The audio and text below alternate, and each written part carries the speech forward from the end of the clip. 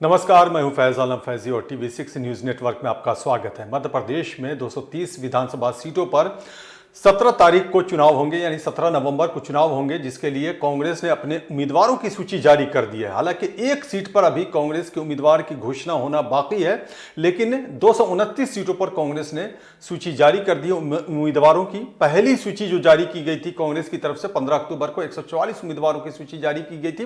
अब 88 उम्मीदवारों की सूची जारी की गई है। हालांकि खबर जो मिल रही है उसके मुताबिक 3 सीटों पर उम्मीदवारों के नाम बदल दिए गए हैं, यानी कि 3 सीटों पर उम्मीदवारों को बदल दिया गया है। एक सीट उनमें से वो भी है जहां नरोत्तम मिश्रा, जो अभी वर्तमान में गृह मंत्री है मध्य प्रदेश के, वो उनकी भी सीट है दतिया, जहां से कांग्रेस ने अपने उम्मीदवार को बदल दिया है। तो क्या कुछ जमीन पर दिखता नजर आ रहा है? मध्य प्रदेश में चुनावी माहौल है, जाहिर सी बात है चुनावी सरगर्मियां काफी तेज हो चुकी हैं। इन्हीं सब मुद्दों पर हमारे साथ बात करने के लिए भोपाल से जुड़ गए हैं वरिष्ठ पत्रकार डॉक्टर सुधीर सक्सेना। डॉक्टर सुधीर सक्सेना, आपका बहुत बहुत स्वागत है। डॉक्टर सुधीर सक्सेना, कांग्रेस ने अपनी सूची जारी कर दी है 229 उम्मीदवारों की। इन सूची को देखने के बाद अगर आपसे पहली प्रतिक्रिया हम लेना चाहें तो क्या कहेंगे आप? देखिए फैज साहब, मध्य प्रदेश में 230 सीटों के लिए बहुत दिलचस्प नज़ारा सामने है। कांग्रेस ने अपने घोषणा पत्र के मामले में और प्रत्याशी चयन में जिस तरह से भारतीय जनता पार्टी के मुकाबले बाजी मारी है, वो वाकई विस्मयकारी भी है और उम्मीद जगाती है कि कांग्रेस जिस तरीके से कांग्रेस ने बढ़त बनाई है वो उसको कायम रख सकती है, बशर्ते सभी कांग्रेसी एकजुट होकर चीज़ों का मुकाबला करें। आप याद कीजिए कि सन 2018 में भारतीय जनता पार्टी को मध्य प्रदेश के मतदाताओं ने नकार दिया था, भारतीय जनता पार्टी को खारिज किया था। लेकिन जैसा कि बहुत दिलचस्प एक कहावत के तौर पे कहा जा सकता है कि भारतीय जनता पार्टी ने सुहाग का सिंदूर, जिसको कि उधारी का सिंदूर कह सकते हैं, उसके सहारे अपनी सत्ता 4 साल तक चलाई। अभी आपने जैसा कि कहा मैं कि थोड़ा सा सूची इंटरप्ट के करना चाहूँगा, आप अपना जी जवाब पूरा करेंगे। अभी आपने कहा कि जनता ने भाजपा को नकार दिया था, लेकिन वोट प्रतिशत की अगर बात की जाए 2018 में, तो वोट प्रतिशत भाजपा को ज़्यादा थे और कांग्रेस को कम, जी सीटें कांग्रेस को ज़्यादा आई थी। जी। नहीं, इसे आप विसंगति कहें या कुछ और कहें, लेकिन अल्टीमेटली अंततः जिसके पास सीटें ज़्यादा होती हैं, जिसका बहुमत होता है, वही जी। सरकार बनाता है। इस तरह से वोटों के विभाजन को अगर आधार बनाएंगे, तो मेरा ख्याल है कि अनेक राज्यों में जो पार्टियां या जो युतियां सत्तारूढ़ हैं, उनका वोट प्रतिशत अन्य के मुकाबले कम बैठेगा। जी। लेकिन खैर, हम सूची पे बात करें। जी। सूची को हम बेनुक्स तो नहीं कह सकते हैं, लेकिन वो अत्यंत संतुलित सूची है। जैसा कि आपने स्वयं कहा कि 3 सीटों पर प्रत्याशियों को बदला गया है और भारतीय जनता पार्टी से कांग्रेस में आए हुए 4 महत्वपूर्ण नेताओं को टिकट दिया गया है। अल्पसंख्यकों और महिलाओं का भी ख्याल रखा गया है। नरोत्तम मिश्रा के मुकाबले कांग्रेस के वरिष्ठ नेता, जो कभी पिछले सदी के अंतिम वर्षों में यूथ कांग्रेस में सक्रिय थे, राजेंद्र भारती को टिकट दिया गया है। पिछौर में शैलेंद्र की जगह अरविंद लोधी को मैदान में उतारा गया है और गोटे गांव से जहां शेखर चौधरी के टिकट को लेकर बवाल था या विरोध था या असंतोष था या हंगामा था, वहां से जी। मध्य प्रदेश विधानसभा के अध्यक्ष रहे प्रजापति नर्मदा प्रसाद प्रजापति को टिकट दिया गया है। ये मध्य भारतीय प्रदेश जनता पार्टी विधानसभा के अध्यक्ष थे या कांग्रेस के अध्यक्ष थे? थोड़ा सा इसको क्लियर कर दें भारतीय ताकि नहीं दर्शक समझ सकें। मध्य प्रदेश विधानसभा के अध्यक्ष थे। जी। जी। जी। Speaker, he was the speaker of the जी। मध्य जी। प्रदेश जी। असेंबली। जी। इसी तरह कांग्रेस ने भारतीय जनता पार्टी से कांग्रेस में आए हुए 4 महत्वपूर्ण नेताओं को टिकट दिया है।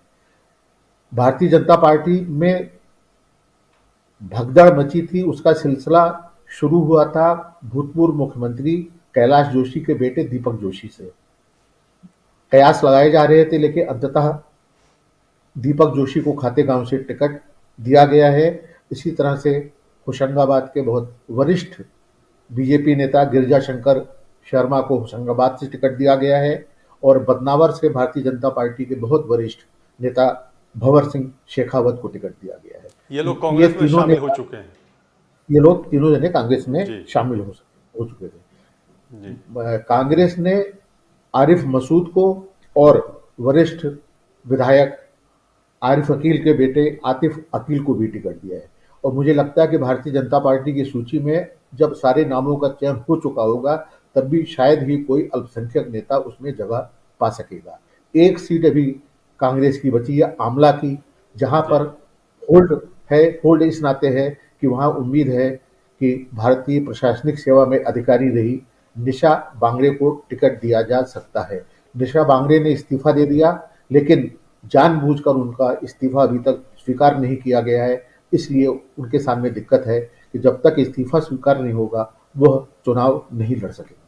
जी जी, है लेकिन एक साहब। चीज और समझना चाहेंगे, आपको रोक रहा हूं कि जो जी चुनाव हो रहे हैं विधानसभा के मध्य प्रदेश में, क्या यहां भी जी जातीय समीकरण को ख्याल में रख करके उम्मीदवारों का चयन किया जा रहा है दोनों पार्टियों की तरफ से? चूंकि कुछ सीटों पर मैंने खुद जी देखा है कि जैसे केंद्रीय मंत्री तोमर हैं तो उनके खिलाफ तोमर को उम्मीदवार बनाया गया है, और भी दूसरी सीटों पर इस तरह का नजारा देखने को मिला है। इसका इंपैक्ट जैसे हिंदी बेल्ट के और दूसरे राज्यों में देखने को मिलता है, क्या मध्य प्रदेश में भी ऐसा दिख रहा है? अ, देखिए फैज साहब, असलियत तो यह है कि भारतीय समाज की पहचान ही जातीय व्यवस्था से होती है। हम जाति व्यवस्था को कितना भी नकारें, जिस तरह चीते या शेर की पहचान उसकी धारियों और धब्बों से होती है, उस तरह भारतीय समाज की पहचान प्रदेश कोई भी हो सकता है कि बिहार और उत्तर प्रदेश में जातीय आग्रह ज़्यादा प्रबल होते हों, लेकिन मध्य प्रदेश में भी जातीय समीकरण कहीं न कहीं मायने रखते हैं। और सर्वत्र तो नहीं, लेकिन अधिकांश सीटों में इस बात का ख्याल रखा गया है कि जातीय संरचना क्या है और किस प्रत्याशी को मैदान में उतारने से पार्टी विजय पताका फहरा सकेगी। लेकिन जी जाहिर है कि कहीं न कहीं कांग्रेस ने थोड़ा बहुत जोखिम लिया है, नहीं तो आज की तारीख में अल्पसंख्यक प्रत्याशियों से अधिकांश पार्टियां तौबा कर लेती हैं और बचती हैं, लेकिन आरिफ मसूद को या आतिफ अकील को मैदान में उतारना जाहिर है कि सिर्फ कांग्रेस दो ने उम्मीदवारों को उतारा है कांग्रेस ने, क्या और भी ज्यादा है? जी, जी, अब मुझे एकदम सूची का याद नहीं, लेकिन दो नाम तो बहुत प्रमुख हैं और दोनों ही राजधानी भोपाल से ताल्लुक रखते हैं। तो लेकिन ये इसको कहीं ना अगर कहीं दूसरे दूसरे नजरिए से इस सवाल को बढ़ाया जाए तो क्यों नहीं ये सवाल जी पूछा जाना चाहिए कि कांग्रेस बचने की कोशिश कर रही है मुस्लिम उम्मीदवारों के चयन को लेकर के? चूंकि अगर प्रतिशत के हिसाब से बात की जाए तो लगभग 9 से 10% वोट है वहां मध्य प्रदेश में मुसलमानों की, और 2 सीटों पर कांग्रेस ने उम्मीदवार उतारा है, जबकि भाजपा तो उतारती ही नहीं है। ने उसे उम्मीद भी मत कीजिए। लेकिन दो को उतारना भी कहीं ना कहीं कांग्रेस की अपनी नीतियों में आस्था का परिचायक है। जाहिर है, जैसा कि आप कह रहे हैं, अधिक उम्मीदवारों को उतारा जाना चाहिए, अधिक स्त्रियों को, अधिक अल्पसंख्यकों को, अधिक दलितों को। और आदर्श स्थिति तो ये होगी कि जहां पर बहुसंख्यक हिंदू हैं वहां मुसलमान प्रत्याशी आए, जहां बहुसंख्यक सवर्ण हैं वहां दलित प्रत्याशी आए, इस तरह का। लेकिन ये परंपरा मुझे लगता है कि हमारी व्यवस्था में या हमारी चुनावी व्यवस्था में या हमारी जातीय संरचना में या हमारी राजनीतिक आग्रहों में जिस तरह का खोट आ चुका है, उससे बड़ा मुश्किल है। बमुश्किल कांग्रेस ने मध्य प्रदेश में यह कोशिश की है कि हिंदुत्व भारतीय जनता पार्टी के प्रचार की धुरी न बन सके और हिंदुत्व या धार्मिक ध्रुवीकरण के बजाय अन्य मुद्दों पर चुनाव हो। उनके घोषणा पत्र में देखिए, उन्होंने युवकों के लिए, महिलाओं के लिए और किसानों के लिए जिस तरह से घोषणाएं की हैं, उससे भारतीय जनता पार्टी के हाथ से न सिर्फ मध्य प्रदेश में बल्कि छत्तीसगढ़ और राजस्थान में भी बहुत चालाकी से कांग्रेस ने बीजेपी से धार्मिक तुष्टीकरण को मुद्दा बनाने का ट्रम्प कार्ड छीन लिया लेकिन है। लेकिन सक्सेना साहब, कांग्रेस पर यह इल्ज़ाम लग रहा है कि कांग्रेस ने, खास करके मध्य प्रदेश का जिक्र जब वो आता है, अभी चूंकि चुनावी माहौल है, तो कांग्रेस पर यह इल्ज़ाम लग रहा है कि कमलनाथ ने सॉफ्ट हिंदुत्व का रास्ता अपनाया और कमलनाथ ही अभी टॉप पे जा रहे हैं। शायद वो, अगर कांग्रेस वापस आती है सत्ता में, तो कमलनाथ ही मुख्यमंत्री भी बनेंगे। जी देखिए, बिल्कुल तय है कि भारतीय जनता पार्टी जहां किसी चेहरे पे दांव लगाने के बजाय कमल पर वोट मांग रही है और कह रही है कि कमल ही हमारा निशान है, कमल ही हमारा चेहरा है। लेकिन कमल वर्सेस कमलनाथ, और जिस कमल की आप बात कर रहे हैं निशान की, उसमें कई चेहरों का अक्स है। वहां शिवराज सिंह चौहान भी हैं, कैलाश विजयवर्गीय भी हैं, नरेंद्र सिंह तोमर भी हैं, फग्गन सिंह कुलस्ते भी हैं, प्रहलाद सिंह पटेल भी हैं। ये कम से कम 5 चेहरे तो ऐसे हैं जिनसे मिलकर कमल निशान बनता है, जो कल दावा कर सकते हैं कि मुझे मुख्यमंत्री बनाया जाए, बशर्ते भारतीय जनता पार्टी मध्य प्रदेश में सत्ता में आती है। लेकिन यहाँ से एक चेहरा है निर्विवाद तौर पे, वो कमलनाथ का है। मुझे लगता है कमलनाथ भारतीय राजनीति के सर्वाधिक अनुभवी खिलाड़ी हैं, सन 80 से लेकर सन 2023 तक। और उन्हें न सिर्फ केंद्र की राजनीति का तजुर्बा है, बल्कि आप अंतर्राष्ट्रीय मंचों और सम्मेलनों में जिस तरह से उन्होंने भारत की आवाज उठाई, दंकल देख लीजिए, रियो सम्मेलन देख लीजिए, बाकी जगहों पे, तो उनकी एक अलग पहचान होती है। पिछले लोकसभा में सर्वाधिक वरिष्ठ होने के नाते उन्होंने सांसदों को शपथ दिलाने का भी बतौर स्पीकर काम किया था, और उनके पास एक विकास का एक अलग एजेंडा है। लेकिन मध्य लेकिन प्रदेश मेरा के ये नेता सवाल चाहे वो, जो था उसका जवाब नहीं मिल पाया कि कमलनाथ पर सॉफ्ट हिंदुत्व के रास्ते पर चलने का आरोप है। ये- मैं उस पर भी आ रहा हूँ। देखिए, जी। पिछले वर्षों में अचानक जो यू टर्न आया रथ यात्रा, उसके बाद सन 2014 में आज की तारीख में सेक्युलरिज्म, जो हर मायने में ध्रुवीकरण से या एक संप्रदाय की राजनीति से श्रेष्ठ है, लेकिन जिस तरीके से सेकुलरिज्म को एक हवा या एक कहना चाहिए हाशिए में डालने का काम हुआ है, उसमें कांग्रेस के पास इसके अलावा कोई तात्कालिक उपाय नहीं था। वो कहीं ना कहीं इस बात से बचे कि वो अधार्मिक या हिंदुत्व विरोधी है। तो हिंदुत्व विरोधी होने के तोहमत से बचने के लिए जाहिर है कि कांग्रेस ने सॉफ्ट हिंदुत्व का सहारा लिया है। कथाओं में, भागवत में इनकी भी रुचि दिख रही है। मंदिर, मस्जिद, दरगाह ये लोग भी जाते हैं, लेकिन कहीं ना कहीं कांग्रेस उस तरीके से धार्मिक कट्टरतावाद में यकीन नहीं रखती है, बल्कि बीजेपी से बेहतर पार्टी या विकल्प के तौर पे मुझे नजर आती है। अच्छा, अगर भारतीय जनता पार्टी की बात की जाए, अब तक कांग्रेस की बात हम कर रहे थे, तो भारतीय जनता पार्टी में इस बार कौन चेहरा हो सकता है? चूंकि शिवराज सिंह चौहान के बारे में तो ये यहां तक बात निकल करके सामने आई थी कि उन्हें हाशिए पर रखने की कोशिश की जा रही है, हालांकि बाद में उनका टिकट फाइनल कर दिया गया। तो फिर कौन होगा चेहरा भारतीय जनता पार्टी में, या कोई रणनीति अलग से अपनाई है भारतीय जनता पार्टी ने? देखिए, अभी मैंने कहा ना कि कमल निशान को चेहरे के तौर पे प्रचारित किया जा रहा है, उसमें कम से कम 5 चेहरों के आपस हैं। कांग्रेस की तरफ से कमलनाथ निर्विवाद रूप से नेतृत्व के तौर पर प्रक्षेपित किए जा रहे हैं, लेकिन भारतीय जनता पार्टी में जिस तरीके से 7 सांसदों को टिकट दिया गया है और राष्ट्रीय महासचिव कैलाश विजयवर्गीय को मैदान में उतारा गया है, तो ये मानकर चलिए कि शिवराज सिंह चौहान बहुत पीछे छूट जाते हैं। नरेंद्र सिंह तोमर या फग्गन सिंह कुलस्ते या प्रहलाद सिंह पटेल या कैलाश विजयवर्गीय के मुकाबले शिवराज सिंह चौहान का पार्टी के तुलना पर वजन कम है। तो ये पांच छह लोगों के बीच से भारतीय जनता पार्टी को बहुमत की स्थिति में किसी एक चेहरे का, या वो चेहरा कोई नया चेहरा भी हो सकता है, चयन लेकिन करना पड़ेगा। ये जितने नाम आपने लिए हैं, सॉरी, ज्योतिरादित्य सिंधिया ज्योतिरादित्य जी। जी, ज्योतिरादित्य सिंधिया उस पिता के पुत्र हैं जिन्होंने हमेशा कांग्रेस की राजनीति की। उन्होंने कांग्रेस छोड़ी भी थी तो तिवारी कांग्रेस में शरीक हुए थे, लेकिन उन्होंने कभी भी जनसंघ या भारतीय जनता पार्टी का दामन नहीं थामा था।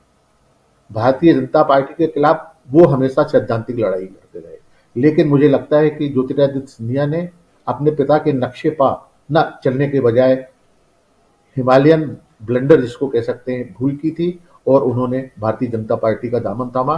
आज की तारीख में उनके सभी समर्थकों को भी टिकट नहीं मिला है, और आने वाले समय में उम्मीद यही है, या संभावना या आशंका यही है कि उनके साथ पार्टी वह व्यवहार कर सकती है जिसकी उन्हें उम्मीद नहीं रही होगी।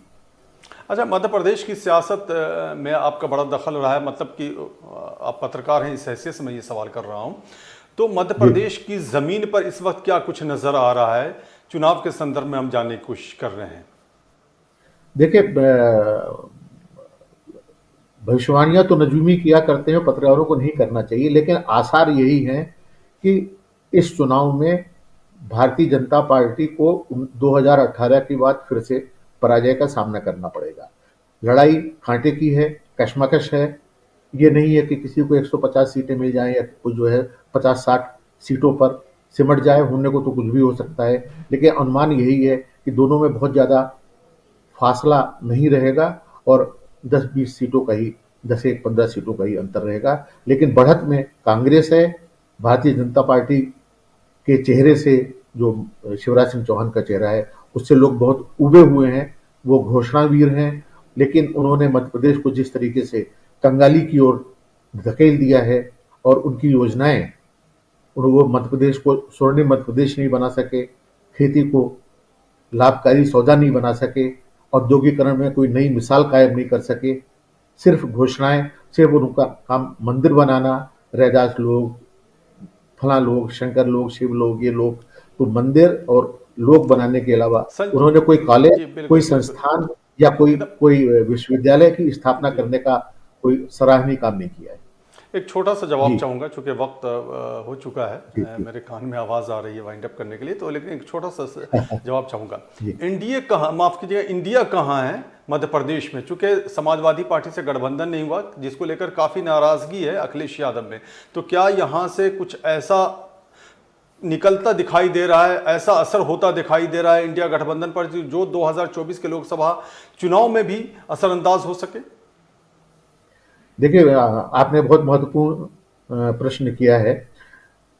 INDIA इंडिया मध्य प्रदेश के चुनाव में जिसको कह सकते हैं बलाए ताक है, उसको कहीं कोई तरजीह नहीं दी गई है। बेहतर होता कि दोनों पार्टियां, समाजवादी पार्टी जिसका कि सीमावर्ती जिलों में असर है, कांग्रेस और सपा अगर मिलजुल कर चुनाव लड़ते आपसी समझबूझ से, तो एक अच्छा मैसेज जाता भविष्य के लिए।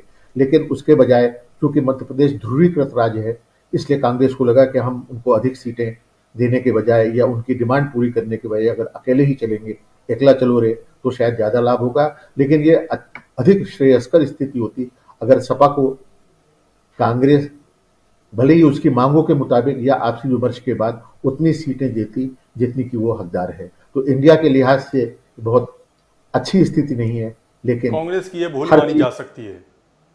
एक छोटी भूल तो है, जिसको हिमालयन जी, ब्लेंडर ना भी कहें, छोटी भूल तो है इंडिया के लिहाज से, भविष्य के लिहाज से और लॉन्ग टर्म पॉलिटिक्स के लिहाज से। चलिए सुधीर सक्सेना, आपका बहुत बहुत शुक्रिया हमारे साथ जुड़ने के लिए और विस्तार से मध्य प्रदेश की राजनीति को समझाने के लिए, और ख़ास करके जो चुनावी माहौल है उसके बारे में बताने के लिए। तो आपको जैसा कि पता ही है और मैंने बताया ही था शुरू में कि 17 नवंबर को चुनाव होने हैं मध्य प्रदेश की 230 विधानसभा सीटों पर, एक चरण में चुनाव होने हैं। कांग्रेस ने अपनी सूची जारी कर दी है। इसी सिलसिले में सुधीर सक्सेना तमाम बातों को विस्तार से बता रहे थे, समझा रहे थे कि क्या कुछ निकल करके मध्य प्रदेश में आ सकता है। हालांकि उन्होंने ये कहा कि कांग्रेस का पलड़ा भारी है मध्य प्रदेश में। बहरहाल जब चुनावी नतीजे आएंगे तस्वीर बिल्कुल साफ हो जाएगी, किसको हार मिलती है, किसको जीत मिलती है, चूँकि सारा कुछ तो जनता के हाथ में है। ये आकलन होते रहेंगे और ये तज्जिए भी होते रहेंगे। हमें इंतज़ार तो करना ही पड़ेगा आपके साथ साथ। बहरहाल हमें इजाज़त दीजिए, लेकिन जाते जाते आपसे एक अपील करते जा रहे हैं कि आपने अगर हमारे news channel TV6 news network को सब्सक्राइब नहीं किया है तो इसे सब्सक्राइब ज़रूर करें। साथ में हमारे वीडियोज़ को शेयर करें, लाइक करें और बेल आइकन का बटन दबाना ना भूलें। नमस्कार।